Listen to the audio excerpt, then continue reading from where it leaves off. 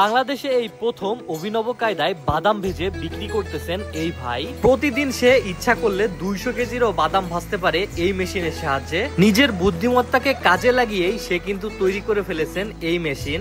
আর তার এই মেশিনে ভাজা বাদাম খাওয়ার জন্য দূর দূরান্ত থেকে বহু মানুষ ছুটে আসতেছেন। প্রতিদিন তিনি হাজার হাজার টাকার বাদাম বিক্রি করে থাকেন এই মেশিনের সাহায্যে। আর জানলে অবাক হবেন, এই মেশিনে মাত্র 12 মিনিটেই কিন্তু বাদাম ভাজা হয়ে যায়। ভাই, এটা কি মেশিন বানাইছেন?